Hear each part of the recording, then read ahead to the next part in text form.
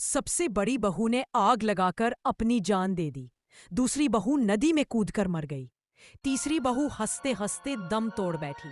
आज इस घर में चौथी बहू पिंकी आई थी, जिसे इन सब बातों का कुछ पता नहीं था। वह पहले की बहुओं से कहीं ज्यादा हिम्मती निकली। घर में आते ही उसने गलती से अपने ससुर को मार डाला। सास ने उसे घर से निकाला नहीं, लेकिन पति के साथ कमरे में जाने की इजाजत भी नहीं दी। हॉल में सोने को मजबूर पिंकी को नौकर से इस परिवार का राज पता चला।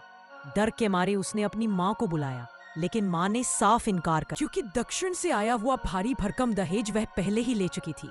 अब मायके लौटना मुमकिन नहीं था, इसलिए पिंकी को यही रहना पड़ा। खुशकिस्मती से उसका पति रवि उसके साथ अच्छा बर्ताव करता था, लेकिन सास अब भी उसे शक की नजर से देखती रही। सुबह सुबह डॉक्टर बुलाया गया, क्योंकि पिछली रात सास अचानक बीमार हो गई थी। घर आते ही सास ने छोटी बहन से कहा, जा दूसरे बेटे को जगा ला।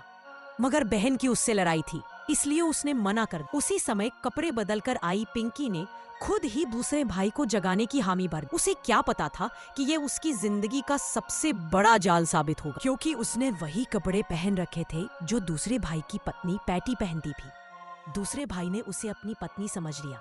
सास ने चाय देते हुए कहा, शायद तुझे इस घर से शादी का अफसोस हो, शायद तू हमें छोड़ना चाहती हो, लेकिन पहले मेरी एक बात सुन ले, उसके बाद चाहे तो चली जा। हमारे पास कभी बस एक खेत था।